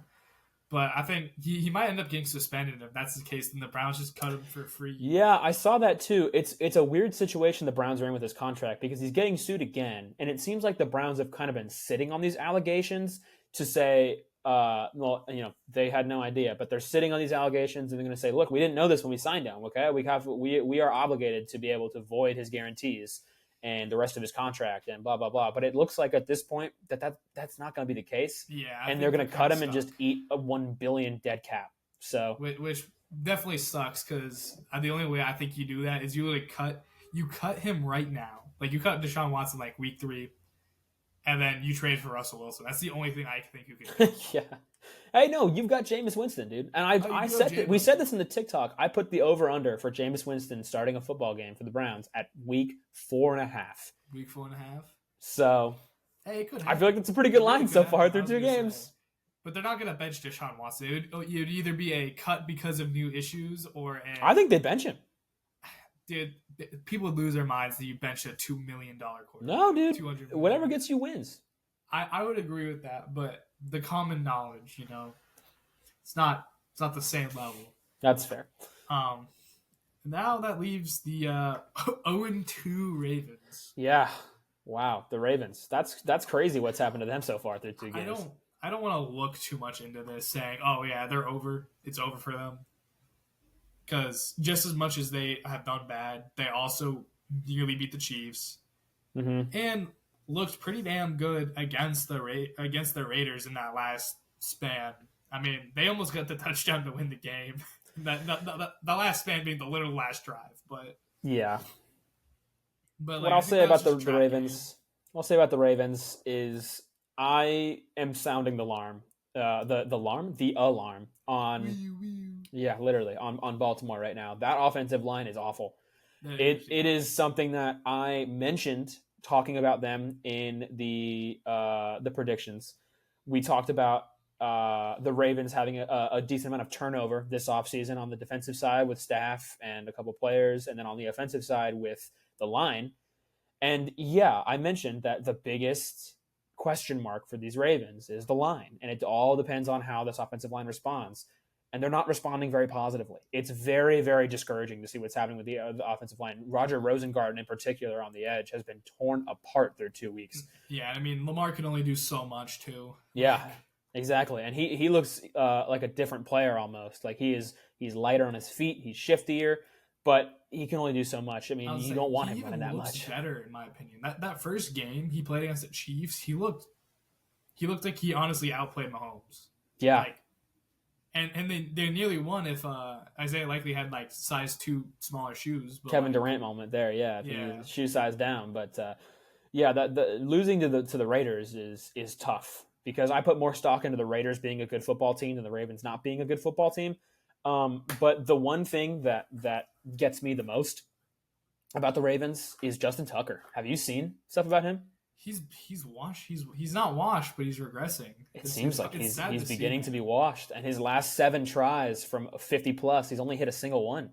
I was like Like one you for can't five look at is Justin rough. Tucker and be like, cool, his field goal range starts at your own 48-yard line now. You can't do that anymore. Yeah, it's sad because it looks like he still has the leg. I mean, he hit I think it was like a 70-yard field goal in practice. I mean, it was with like the little kick thingy, so it's like obviously not like 100% guaranteed or anything. Hmm. But I think they were talking about the against the Raiders. He was like, yeah, he hit a 70 with the field. So it's like he still has the leg to do it. Just seems like in clutch time he's beginning to be less and less of that clutch player we know. So that's Yeah, discouraging from him. and that's sad to see. That's definitely sad to see. I'm not gonna say. I think a small alarm should be going off. Not like code red hit the nuke button, Yeah, but like a because this like division is still wide open. The two leaders in this division, the 1 and 2 right now, are both like we know what their ceiling is. So yeah. And I mean, I'd mainly just say like instead of being on DefCon 5, you're like DefCon 3. Like definitely some definitely glaring worth. issues that I would you've say got to that you've got definitely to look worth at, but taking a look at and making far sure from you're the end of not the world at this point. exactly. Okay, and then lastly, the Bengals. I'm kind of victory lapping this one on the Bengals because you open the season and lose to the Patriots. That is an alarm sounding loss. Joe Burrow played horribly, to be honest. He did not play well at all. Their tight Uh, end played horribly. their tight end, yeah. And then you look at what they did versus the Chiefs, and you say, "Oh, they're back. They're back."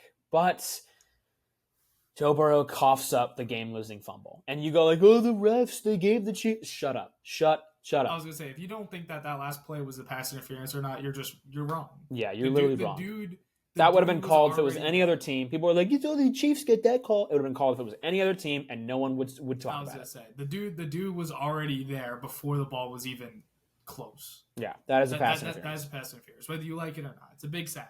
You can complain about the Chiefs talking about Mahomes was like you don't call that in a big moment, whatever. Play you don't make those penalties in a Yeah, big moment you like can say that. he's How a he did say that, hypocrite, yeah, you but can be like like, yeah, he's a crybaby, whatever. What a hypocrite. But don't blame the refs yeah, because they the made the right refs call. was not that issue. I mean, I would say you can even get mad at him. Like, if you want to get mad at the refs, get mad at the refs for like anytime y'all have like a pick for it getting called back. Yeah, I mean, Mahomes. I think I saw the stat. It was like 17 picks since 2018 have been called back because of some type of penalty, which is a lot. I'm not. that I is a don't lot. have the. I don't have the comparison for other quarterbacks, but like that's a lot of interceptions to Yeah, be that's a called lot of back. picks. So that's discouraging for sure. But this is about the Bengals, and what I have to say about the Bengals is that the offense looks out of sync. They A lot of need T. discourse. Higgins back. They need Jamar Chase at full speed. They need Joe Burrow at full health. And the defense also just doesn't look 100%, right? Sam Hubbard hasn't been playing. Trey Hendrickson still looks really solid, but there's just so many holes, it feels like. the rushing game, you can feel the loss of Joe Mixon. Like people kind of, I didn't see anyone talk about that this offseason. Like that Joe Mixon might not be the same guy as a couple years ago, but damn, he's still really good. I'll say he gets you the yards when you need them. Exactly. And like that's a huge loss that I barely heard anyone talk about with the Bengals. Yeah, so. I think to your point, you just kind of hit everything right. I think there's a lot of discourse on that offense. I mean, I saw Joe Burrow and Jamar Chase kind of getting at it a little bit with each other. Button heads a little bit, yeah. Button heads. And I mean, I know they're friends, so it's like I'm going to give them a little bit more leeway when there's like frustration like that because they've been playing since college. You know, you can get a little heated at your guys if you know them for that long. But it's like they're not looking too good. And I'm not totally worried, but I would start sounding we need to figure our shit out fast. Yeah, I agree for sure. So I would say this is about how I expected them to start. Not with a loss to the Patriots, for sure, but this is about the type of play that I would have expected from the Bengals to this point. Yeah.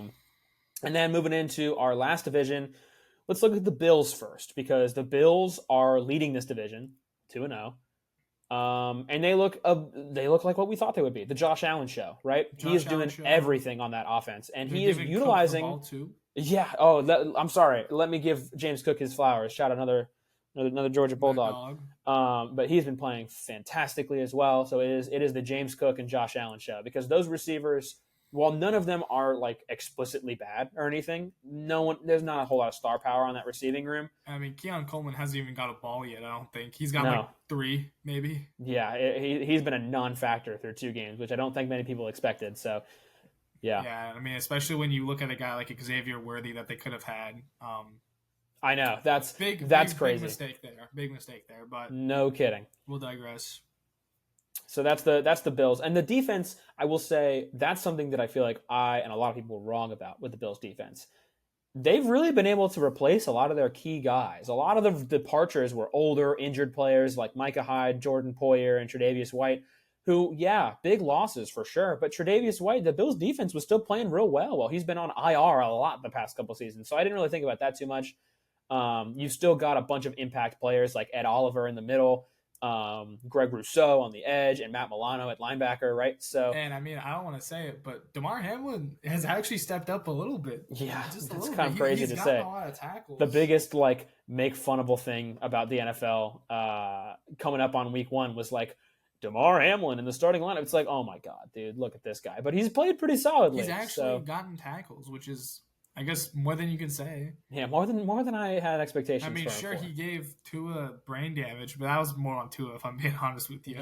Dude, that's on Tua. No one should put the blame on Hamlin for that, because I saw someone that posted like, "Is this a dirty hit?" And it's like, no, it's a routine tackle. It's a like use your eyes. Yeah. So.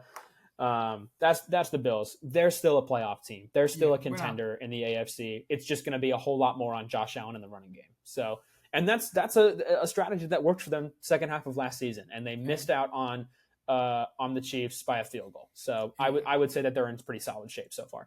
I think you want to kind of slide into them Fins. You want to talk about the Dolphins? Let's talk about the Dolphins. The Dolphins are the most unique situation on this list, because what they are right now is not at all what they should be. And that's not due to anything other than injury. I would say injury. I think Achan's fine, but he was questionable. Like, he was dealing with some injury stuff. He was like on the fence about not playing, and then because some people were like, I guess I shouldn't play him in fantasy, and then he had like 110 total yards and a touchdown. It's like, yeah. They've been running a lot more than they did last year. And I mean, I'm not going to say like, Tyreek Hill hasn't been getting touches, like the first game he had 130 yards or something like that. Like they're still passing the ball, but they are running a lot more than previous years. And to your point, they are in an interesting spot now that Tua is out with another traumatic CTE moment. Mm-hmm. I don't really know how you're gonna do your offense other than just more ground pound football. Like that's all I can really think that you can do at that point. Yeah. I think at this point, Miami can still be competitive for sure with Achan, who's one of the most electric runners that we've seen. But it comes with injury, right? Yeah. As we've seen through 2 years already, the dude has been constantly on the injury report. Dude, so you're going to deal with that. You're going to deal with that. Dude loves getting hurt. You do still have Mostert still back there, but I think he's also hurt. He hasn't been playing either. He's also hurt. That's just kind of what you Just get with guys like that. put Tyreek Hill at the back. Why not? Yeah, honestly, give him some spin in the backfield. But yeah, I would say that you're still dealing with a lot of talented weapons, yeah, a solid, if not okay, offensive line. And you're still capable of winning games with Skylar Thompson at quarterback. But at this point, you better pray that Tua wants to come back better than ever. Because if he doesn't, throw in the towel for this season and try and go get a guy to replace Tua. Because not a soul on this planet is going to blame the guy for hanging up the cleats. I was going to say, do you think he's going to hang up the cleats? No, I don't. I think he's going to continue. I'm on the boat where it's like he's not going to.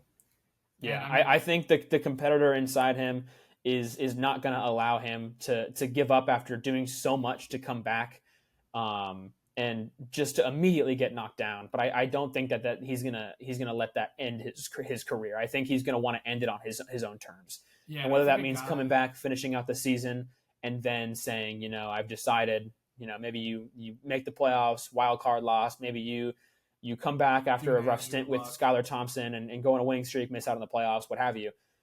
I think that maybe even doing that, coming back, leading the Finns to some wins, and then at the end of the season saying, I think it's time, is going to be more likely than him never playing another snap.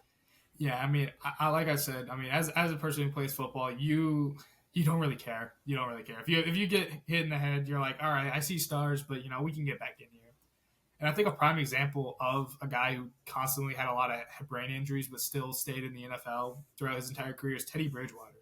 I mean, dude got clobbered so many times, but he is still somewhere in the NFL.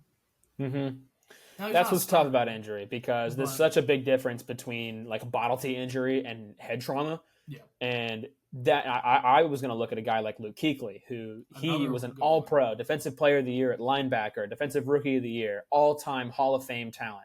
In my opinion, first ballot. And at 28, he hangs him up because of concussions. And that's just how it is sometimes in the NFL. It's sad. It's the worst part of the sport. You just have to think about it. Like that's something that I think no one would be upset if Tua did, but also no one's like knowing just how NFL players are, he just signed a contract. I don't want to say he would be that type of guy who's like, I just signed my contract, got all that guaranteed money, I'm going to go retire. He's going to at least give it this season. Mm-hmm. And then maybe reevaluate, but I do think he's going to stay. Yeah, I think so, for sure. Okay, moving into the Jets. The Jets are interesting because yeah, I'm kind of lost on the Jets right now. Aaron Rodgers has come back and plays solid football from what I've seen. Breece Hall looks like exactly the dude we knew he would be. Fantastic. The offensive line looks much improved, for sure. I'll give it that. I mentioned that in our preview video, how much the offensive line had improved on paper, and it seems like that's translating so far. Garrett Wilson looks like he's got a real connection with A-Rod so far. But the big concern, and this even goes up to coaching, is the defense. The defense has taken a large step back. That pass rush looks invisible. Mm-hmm. Sorry, honestly, that just makes it makes no sense in my mind. I do know that they have man, who's sitting out right now and being like a Hassan Reddick. There we go. Reddick. Dude shouldn't be sitting out. That's just pay his ass. I don't care. Pay him at this point. And then the biggest winner on the New York Jets through 2 weeks has been Hassan Reddick, because if you're the Jets and you see an absolutely invisible pass rush like that through 2 weeks, you go, Hassan Reddick is kind of a loser, a baby. But damn, do we need that baby right now? We need him so bad. Please pay him. No matter how much disrespect he's giving your team right now and how most people are agreeing that he's being ridiculous, at this point you got no other options, dude. You got to do it. You got to just give him the money or cut him. Just right out the gate. You make up your decision. You're not trading him. You're just cutting him. Yeah. Because, I mean, I do think it's a little BS that they didn't give him a contract, but at the same time, he hasn't played as a Jet, so the Jets aren't going to give him a big old contract based off of name value. That's what I liked about Judon. Judon was just like, they haven't seen me play up for their team. They don't care. Mm-hmm. And I can respect the hell out of that for that. And Judon's probably going to get paid because he's already had 2 sacks and 3 tackles for loss. Yeah, he's been a really good pickup. Shout out. I was going to say, shout out Judon. But no, the Jets definitely need to do that. I don't know how to feel about either of their wins or losses. I'm like, okay, they obviously lost to the Niners. But then it's like they barely beat the Titans. I need that's another team where I want to see one more Mm-hmm. game against like somebody. Mm-hmm. But I think I have been a supporter of Robert Saleh through these Yeah. last couple of years. A lot of people have been calling for his head, and I've been more of on the side that Saleh isn't at fault for the losses. But at this point, you're a defensive guy, and the worst part about your team through Is two the games defense. is the defense. It's not a good That's look. that's a red flag, huge one. And I think that if the Jets don't end up as a playoff team, even if they have a winning record and miss the playoffs, and this is how the defense is throughout the season, I think Saleh should be gone. Yeah, I mean, Salah and honestly that entire management tree, we're all banking on Aaron Rodgers being able to win them games, and I feel like that's still kind of to be determined because at the moment he just hasn't lost games. Mm-hmm. You know, we're not seeing Aaron Rodgers like elite level career that he once had. Now, please note, down career for Aaron Rodgers is still like a pretty damn good season for most quarterbacks, which is Yeah, kind of insane. But I haven't seen the you know the fourth quarter just cranking out Aaron Rodgers stuff that I've seen, but he has played good enough to not lose any games. Which I mean, what more can you ask at that point? Like yeah, he's definitely. 40. He's 40. Yeah, I would agree with that. And then our last team here, the Patriots. They're who we thought they were, which is kind of crazy to say after a Week 1 win against Cincinnati. But they're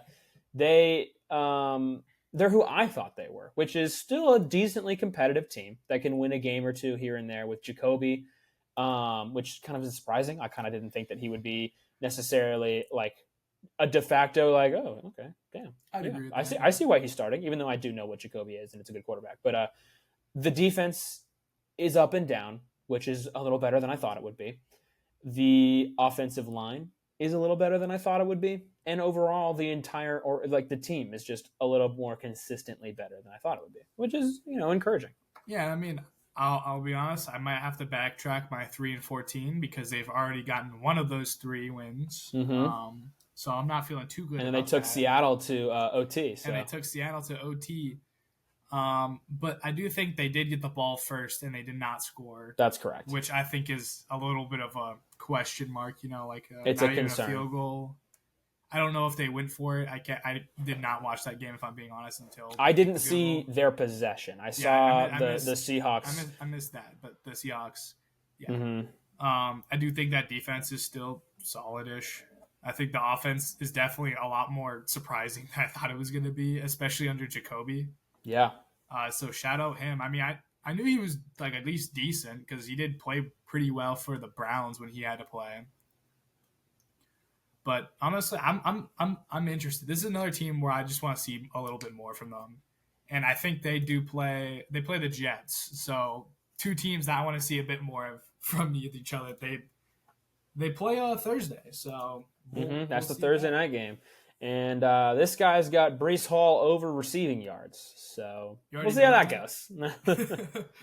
We'll see how that goes. That's going to ruin my week if it doesn't hit. But I've got that, and then I've got the CD freebie on Underdog. I wish I could be like the TikTokers and be like, and use our code on Underdogs. But, we don't have one. We'll get Maybe there. one day. Maybe one day.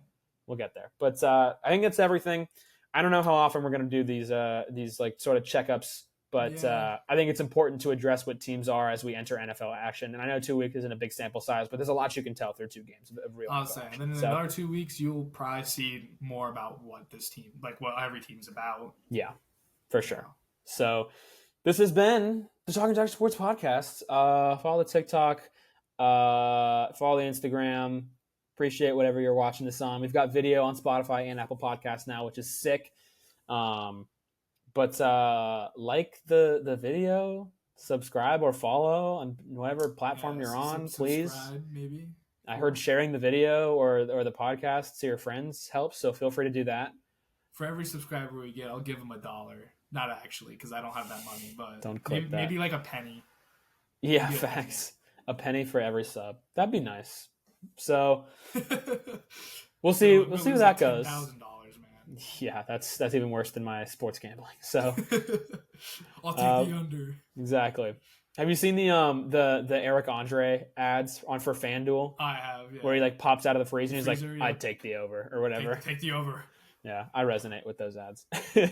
So we'll get back to you on that. Hallucinating Maybe we'll do a over sports betting unders. show. We'll be like, these are my locks for this week, and then watch none of them hit. I was gonna say degenerate gambling episode. Literally, I think we Like might need to do that. an hour before the game started, be like, this guy right here. Over. Here's my secret line that no one saw. Tyler Algier over 0.5 receiving yards. That actually happened last night. I would say Tyler Algier for whatever his rushing yards is. I almost guaranteed the over would hit. Yeah, it did. It did last night. So yeah, both my roommates hit the over on that leg. So this has been Talk Jack Sports Podcast. I've been Jack. This has been Ryan, as always, and we'll see you next time. Thanks for tuning in. Take care.